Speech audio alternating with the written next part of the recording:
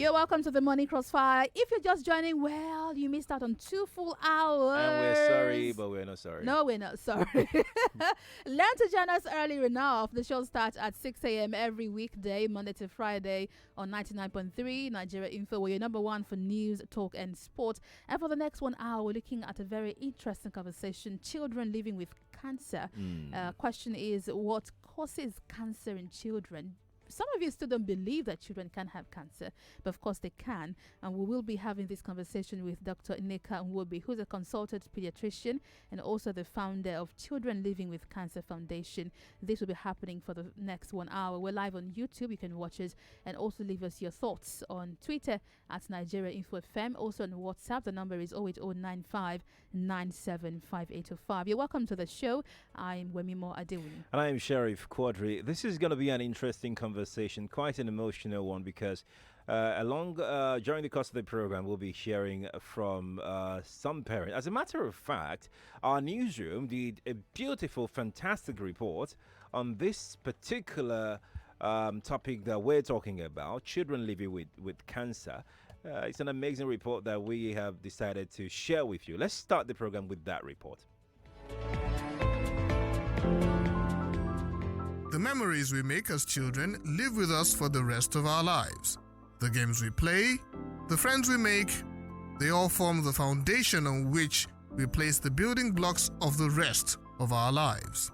However, for some children, their childhood memories are largely made up of visits in and out of hospital. The financial strains of such trips on parents are seen by the children, who are trying to understand why mom and dad look stressed. These are some of the experiences of children living with cancer. One of such children is Michael Onyewuchi. He has leukemia. His mother, Mrs. Ijeoma Onyewuchi, says it is difficult to watch him go through overwhelming and excruciating pains. Before I went to Lutz, Michael cannot walk. From here to him, tell me, Mommy, carry me. I can't walk. I keep on backing him until I get to him. He will be having fever. Bones, the 2 legs will be paining Michael.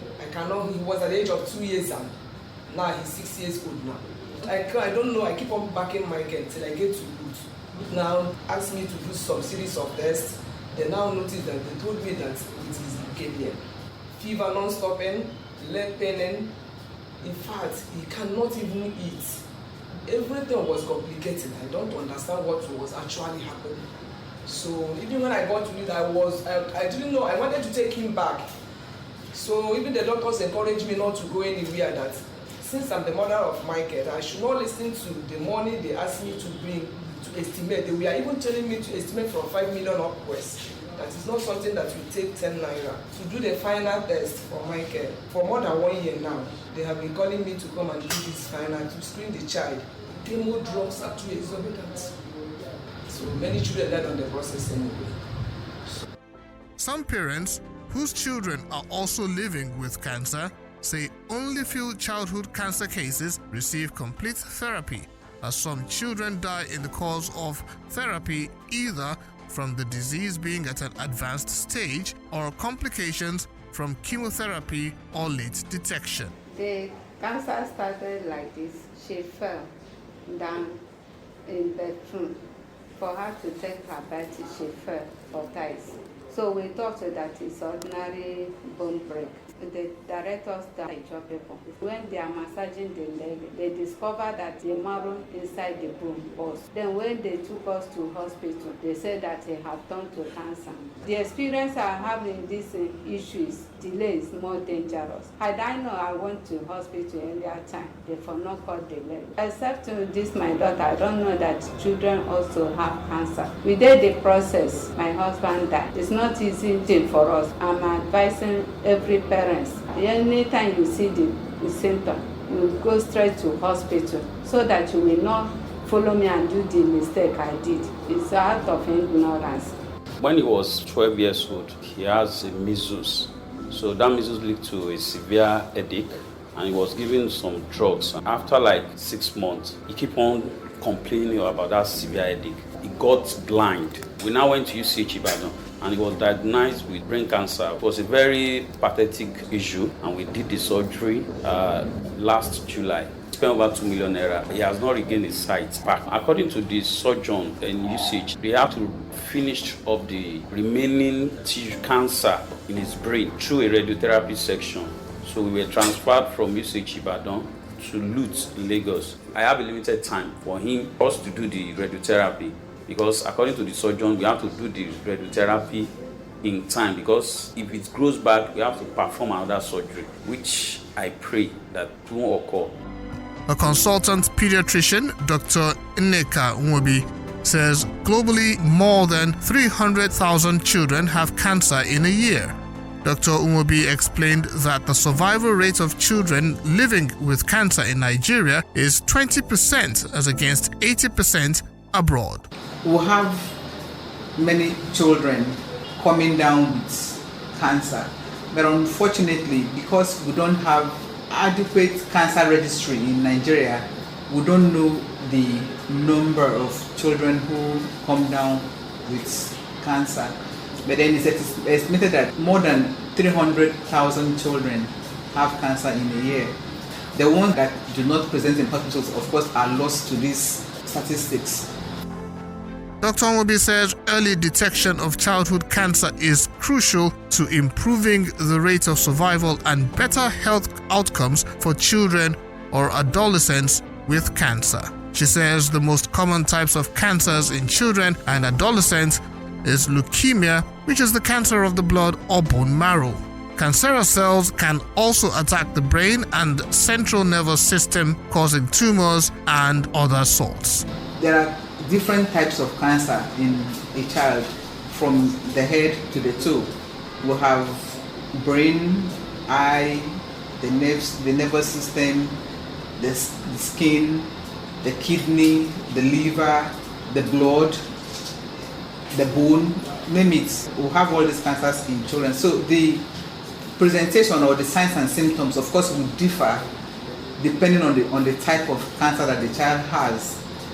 A cancer like leukemia, for instance, mimics symptoms of malaria. There is fever, there is anemia. The child does not have much blood in the child is looking whitish, not looking as pink as the child should look. Of course, in a cancer like the brain tumor, you have vomiting, you have change in character. The head may actually start getting bigger. The organs in the head may start protruding, organs like the eye. Dr. Nwobi, who is also the founder of Children Living with Cancer Foundation, urged private companies to invest in corporate social responsibility projects for cancer patients to access treatment. If we can do everything to help these children and their parents to be welcomed. Now, the other thing that we see is parents losing jobs while their children are undergoing treatment. As a matter of fact, on the 28th of September, while concluding our Child Cancer Awareness Month program, in Lutz, a mother was taking her child home against medical advice. When she was intercepted and asked what the problem was, she's a nursing mother nursing her baby at home, while her husband was the one staying with the child in the hospital. And the man had gotten notice that if he doesn't resume work the following week, he will lose his job. Now, if he loses his job, the man is not working, what happens to the child? Somebody must stay with the child in the hospital. It's not like an adult that you leave and come, maybe visiting time to see what is going on. You have to stay with the child. So these are some of the challenges that we come across. People need to know that, yes, it is there and it needs to be tackled head on. Meanwhile, Michael's parents remain hopeful and trust in modern science that their son will form happy childhood memories after becoming cancer-free. This report was produced for Nigeria Info by Joy Kalio.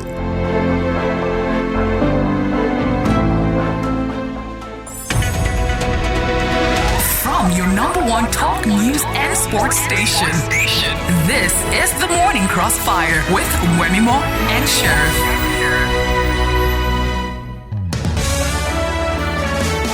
That was a report done by the newsroom, packaged by Joy Carlio, on children living with cancer. And if you listen and paid attention to that report, you realize there are different kinds of cancer in children. And we'll be talking about this on the show today. Remember, we're live on YouTube. You can watch us there. We're also live on our website, nigeriainfo.fm. You can also reach us on Twitter at nigeriainfo.fm. WhatsApp number to leave us your comments on this conversation is 08095975805, 08095975805. Have you had any experience with a child who has cancer? Share your experiences with us. We'd like to hear them on WhatsApp, 08095975805. Dr. Nneka, who was also interviewed in that report, joins us on the show as we discuss this conversation for the next few minutes. She'll be joining us right now, and you can learn a lot about what cancer is in children and how you can avoid it if it's possible to do so. Right. Research has revealed that childhood cancer is fast becoming an important pediatric problem in several parts of Africa, with a progressive decline of infectious and nutritional diseases. Cancer is a leading cause of death for children and adolescents around the world, and approximately 300,000 children aged between 0 to 19 years are diagnosed with cancer each year, says the WHO, adding that each year more than 200,000 children worldwide are diagnosed with cancer. The WHO says in high-income countries, about 80% of children with cancer survive for at least 5 years after diagnosis, compared to low-resource settings like Nigeria. Now, according to health experts, most cancers in children kill very fast, usually within 6 months to 1 year, and are missed because doctors are not looking for them. Major problems of cancer are reported in the country include lack of diagnosis, misdiagnosis, or delayed diagnosis, high cost, and abandonment of treatment. That's what we have in the studio right now. Dr. Nneka Nwobi, a consultant pediatrician, founder of Children Living with Cancer Foundation. She joins us now. Good morning, doctor. Hello, good morning. It's good to have you here. Thank You were on that report with Joy Carlio, and we listened also to voices of parents who have children living with cancer. The first thought that jumps into everyone's head is, how can a child ever have cancer, doctor? That's actually the response that we'll get from almost every person that will come across, especially the parents whose children actually had or have cancer. They are quite surprised. Some of them actually think that the doctors are lying. As a matter of fact, the charity was started because of this. The first parent who spoke to, I was doing my residency at Lutz, and upon telling the father that we would investigate the child for leukemia, the man fled off the handle and was like, "How can you say that? This child is 2 years old. How dare you?" See, that's what we get from all these government hospitals. You bring half big doctors and you're talking about leukemia in a 2 year. Is leukemia not blood cancer? I said, "Yes, sir." I said, "Is your child that will have leukemia?" Oh, goodness. And at the end of the day, the child actually had leukemia. And he was actually an inspiration for this charity. He achieved remission and was sent home. But after going home, he didn't come back until the day before he passed. Oh. Yeah, because the parents had sold everything they had and had borrowed money. So when they were discharged, they took the child to church, and they were giving the child one of the medicines that was a steroid, prednisolone. The child was getting fat, and they believed the child was okay until the child came in crisis the day before he passed. Let's talk about the types of cancer in children. Is this any different from the types in adults? What are these various types of cancer? I guess the main difference is that children will not have something like prostate cancer, for instance, or breast cancer. But every other thing but then again, there are some that are more common to certain age groups than other age groups. A cancer like cancer of the kidney is more common in children aged between 2 and 5 years. So we'll have cancer of the kidney, we'll have cancer of the brain, we'll have cancer of the eye, retinoblastoma, leukemia, like I said, cancer of the white blood cells, lymphomas, Hodgkin's lymphomas, non-Hodgkin's lymphomas. There are so many of these cancers that there are at least 16 different cancers that a child can come down with. Wow. And we've had children, we have 2 survivors from ovarian cancer. For me, it was the first. Children? Yes. Ovarian cancer? Ovarian cancer, yes. One of them was 8 when she was diagnosed. And for us then, it was a bit of a dilemma because at the end of the day, we had to call the O&G people to come and see. At the end of the day, it was ovarian cancer. But I'm happy to say that she's alive and well today. And because of everything that had happened to her, she actually wanted to go into the medical field. And she's studying nursing as we speak today. What are the chances of remission in children? Is it any? Can we compare it to remission in adults after treatment? Just like you just rightly said now, abroad there is 80 to 90% cure rate. In Nigeria or in the low developmental areas, we have less than about 20% cure rate. At the time they were talking about 25 by 25. That's 25% by 2025. Okay. Which, at that time I felt was an insult. I mean, 25%. Yes, but then where are we now? We're almost at that 25. Right. You understand? So it's something that we really have to work on. And I must say that the Nigerian Cancer Society is doing quite a lot. We have a group of doctors that treat childhood cancers, in Nigeria, doing what they can to getting out protocols that would help,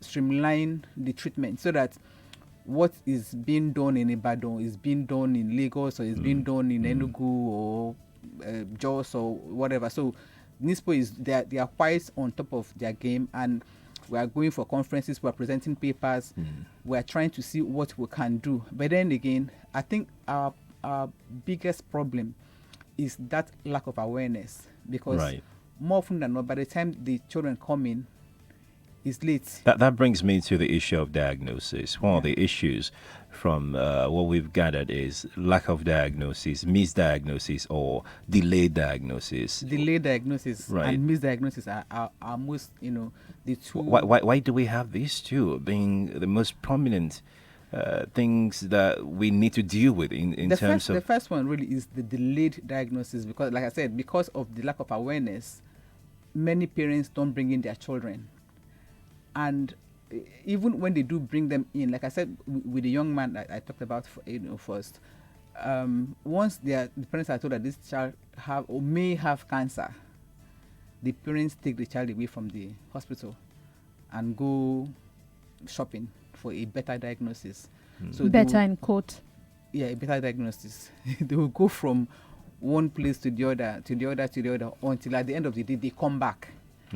So that's, still it's into the delayed diagnosis. Although the child had been diagnosed earlier, but you don't start treatment until the parent. You cannot force the parent to bring their child, especially here in Nigeria. So that is one. Now we've had cases where we've had some missed diagnosis, yes, but it's not as common as the delayed diagnosis.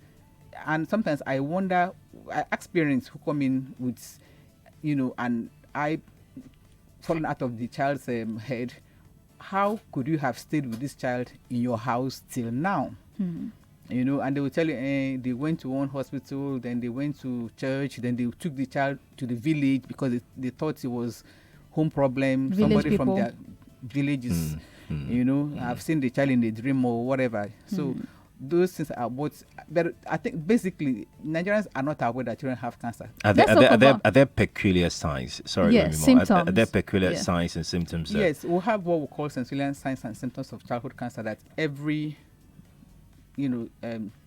caregiver of any child should have at the tip of his or her fingers. The Siluan is SILUAN. So the S is seek for medical advice for whatever it is that you don't understand in a child. Whatever it is, seek medical advice. The eye is for the our eyes. There's lots of cat eye reflex. There's the bulging of the eye, like I just talked about. Sometimes there's like a bruise around the orbit of the eye, the socket of the eye, where there's been no trauma, nothing has happened to the child, and you just see a dark color, discoloration around the child's eye. Something is going on in that eye. Take the child for, investigation. The L is for lumps anywhere in the body, anywhere at all. Unfortunately, many people are not aware of their children's body. And I keep saying this, most, like today, I had to get up by 5:30 to be here, and I'm, so if this is my regular work, that means if I have young children at home, possibly a house help will have to give the child a bath and all that. Right. So I probably would not know what is going on in my child's body. So but when we know when we give our children baths and you feel the child down as beating the child, anything at all that is out of the norm for that particular child should be investigated. We've had cases of children who have cancer of the kidney that was actually seen by a tailor. Oh wow! Taking measurement of the child, and felt a lump in the child's abdomen. Mommy, what is this in this child's body?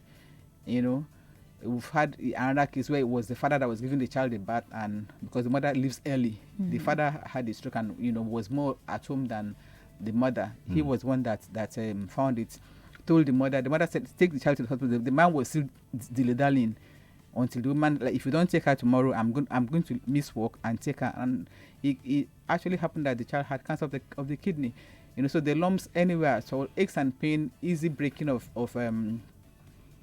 bones. That's a cancer of the bone. Fractures.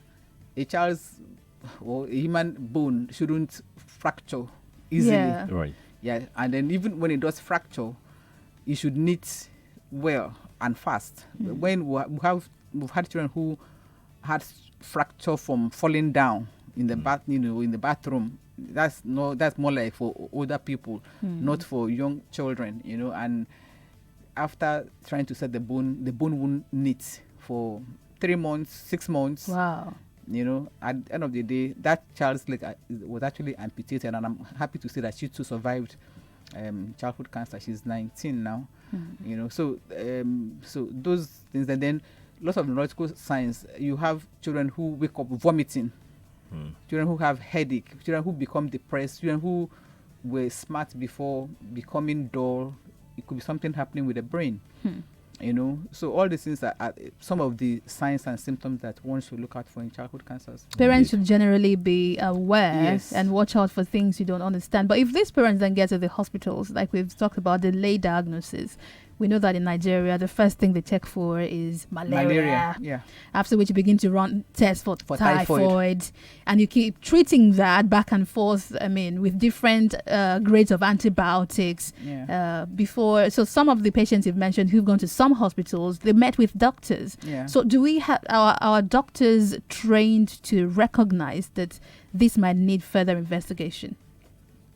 Well, I should imagine so. But then again, being in a system where the first thing that one thinks about is malaria and typhoid, and that is, except these people have it, ingrained in them and go for retraining, and sometimes you must remember that sometimes when some people go to the hospital, they are not actually going to a hospital. They may be going to a chemist. Right. They may be going to, somebody just told us, I asked somebody to go do some investigations, but like, okay, fine.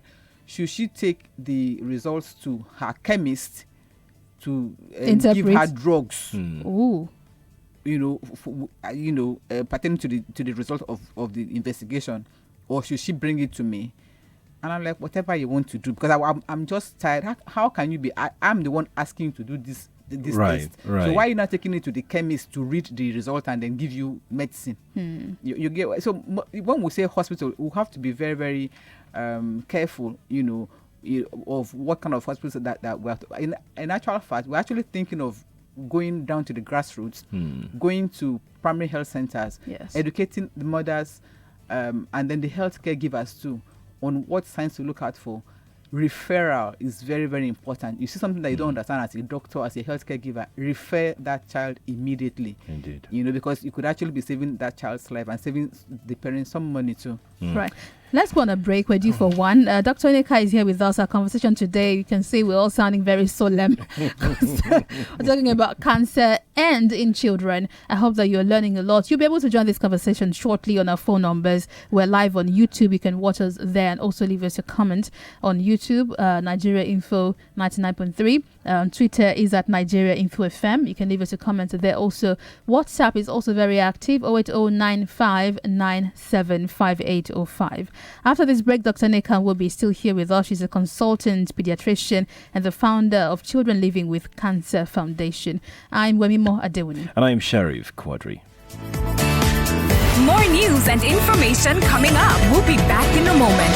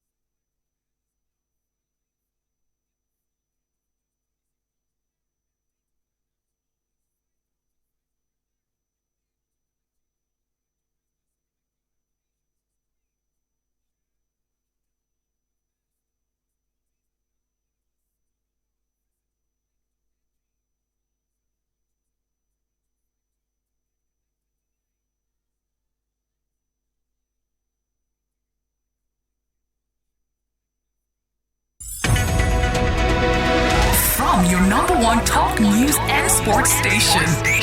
This is the Morning Crossfire with Wemimo and Sheriff.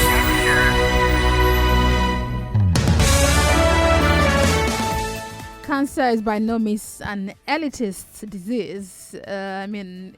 Even children have cancer, and it's not children of the rich. It's children. Anyone who's a human being can have cancer. We're looking at cancer in children today, and we have Dr. Nneka will be with us in the studio. She's a consultant pediatrician and the founder of Children Living with Cancer Foundation. We've talked about the types of cancer in children, issues around being able to then take care of these children.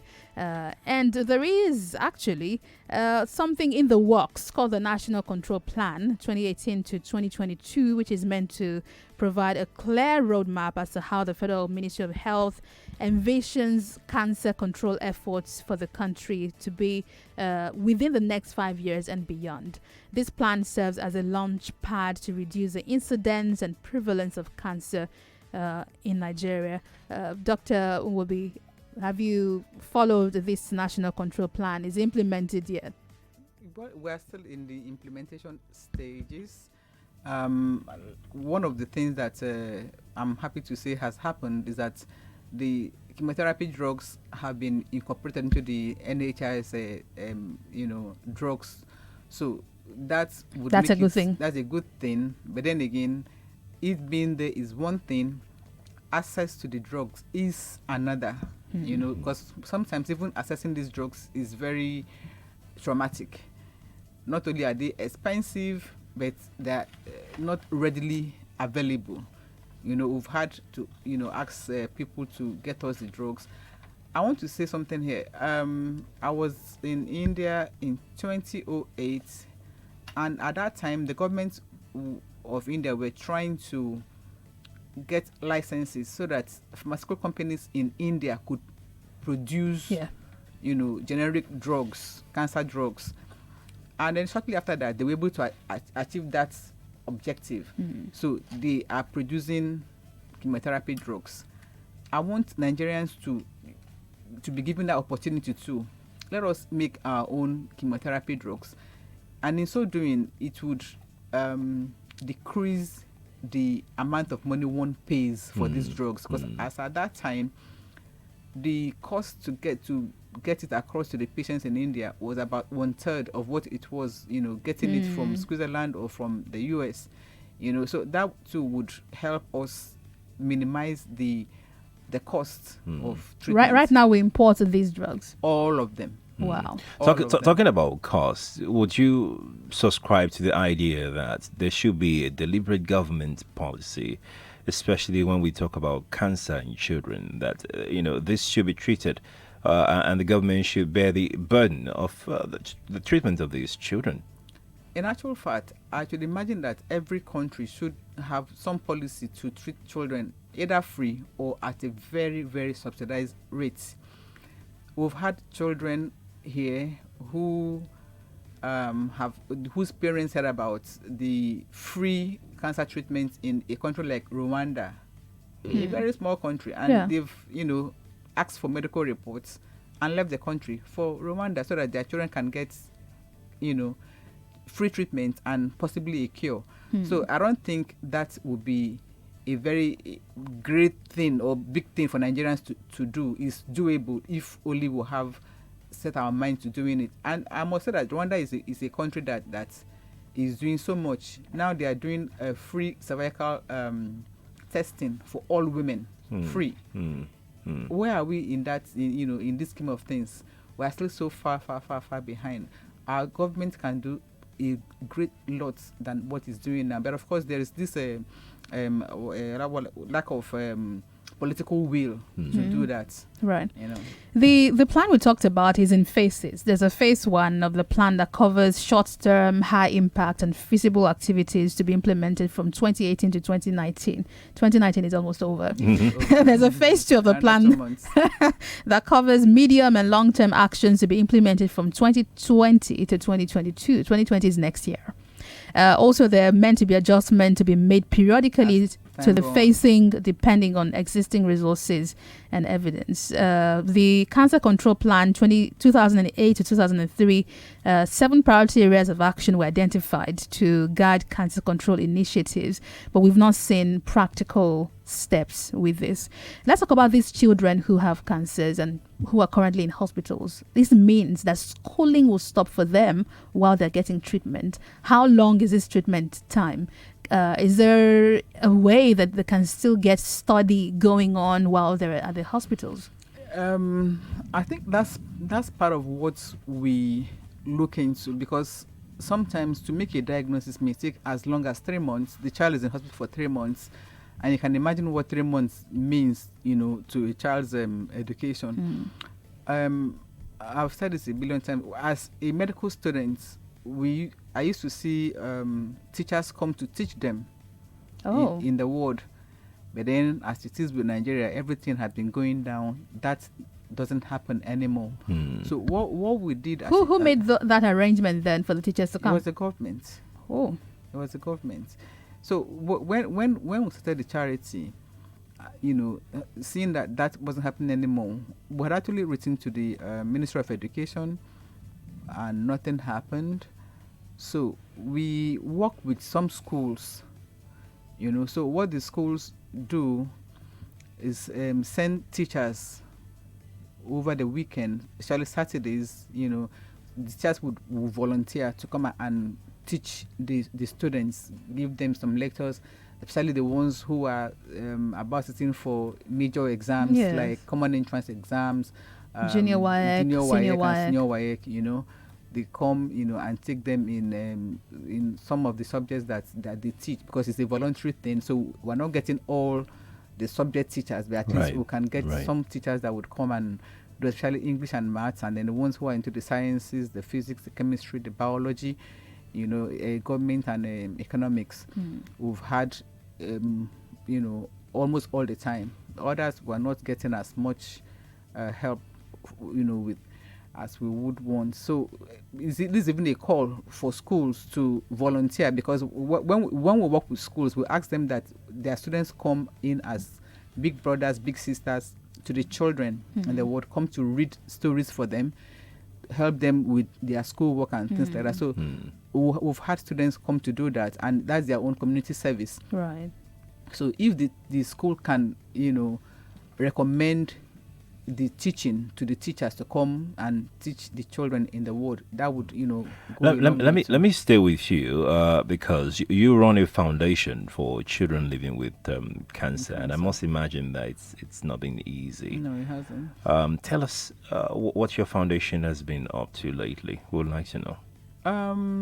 We started 16 years ago, and I must say that it has been an uphill task. But I must say again that we've done quite a bit, because the awareness now is slightly more than it was 2003 when we started.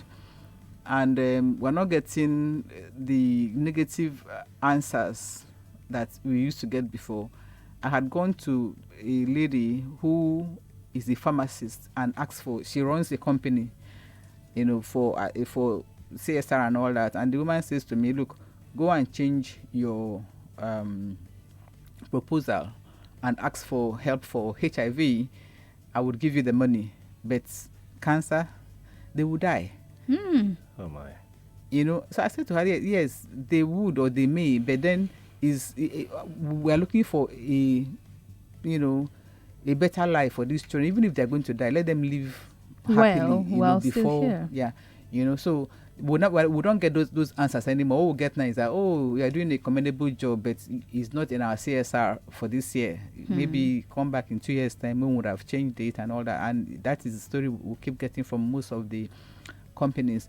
Many people are not aware, and they look at you, skeptical, as if these people have come again with their stories. How can the child have cancer?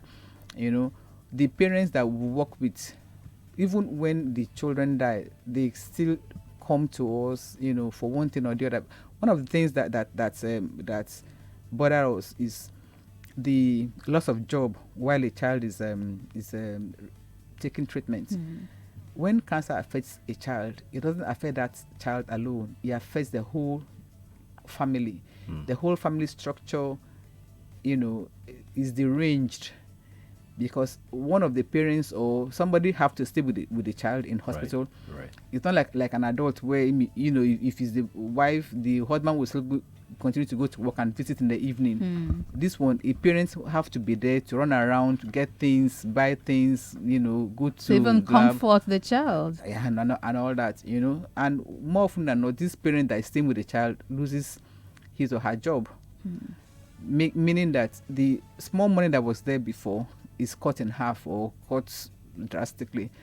On the 28th of September, while we're having our awareness walk, one parent was taking the child home against medical advice, and we're like, what is going on? Why are you taking the child home?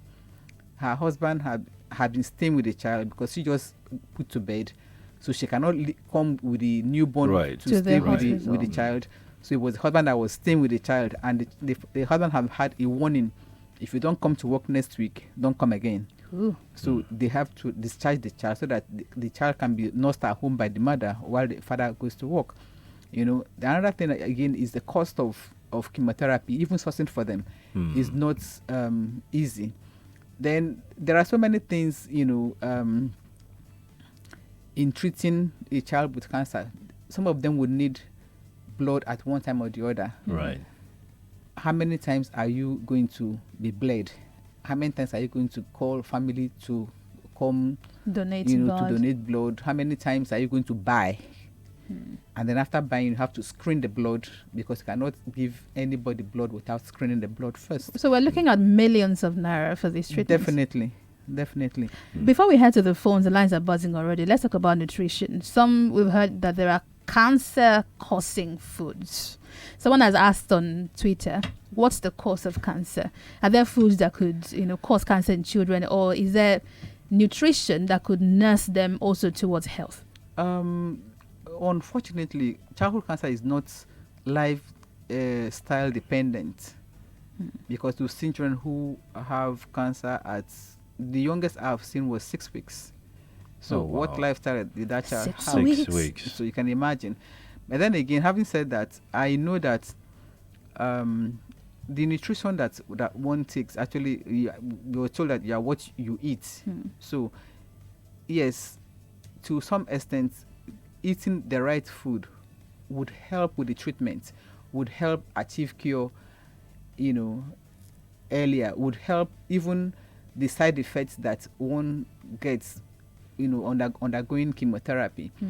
For instance, before one is given chemotherapy or any other treatment for cancer, you need to know the blood indices. You need to know, the PCV, that's the red cell level, the white cell level, and all that.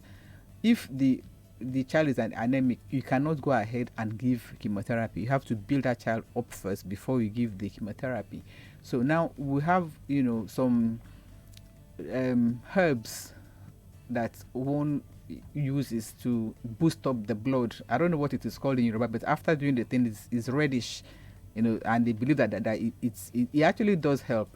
The Igbos use things like ugu, blend the ugu and strain it and then give to the child to boost up the child's so it does level. really work. It does. It does, before and then because we have sessions where parents sit down to discuss what they've gone through, share experiences, what had worked for their own children, what did not work, what they are told by their churches and things like that. This help to put the others in tune to what they can do for their own children. So very quickly before we go on to go take these calls, I was looking through some of the interviews you had before, and you mentioned that there are fake drugs everywhere in the country, and especially even when you have money to buy it. Tell us about the contribution of fake drugs in cancer treatment as well. We've had cases where you keep treating the child and nothing is happening. Oh goodness. You just keep, and then of course, because they're not cheap medicines, you spend a lot of money, getting the drugs, and actually we've had a case or cases, I think about 3-4 months ago, the children were actually reacting to some drug, so the doctors at Lutz had to put a stop to it. They were not prescribing it anymore until we were able to get from a very reliable source. And then the medicine was now recommenced and everything was okay. Isn't there this scratch code you can use to confirm if it's... Not in all of them, because like I said, they're not made in Nigeria. Right. So it's pretty tough. Let's head over to the phone lines right now. We'll give you the numbers if you'd like to join us. Here are the numbers now.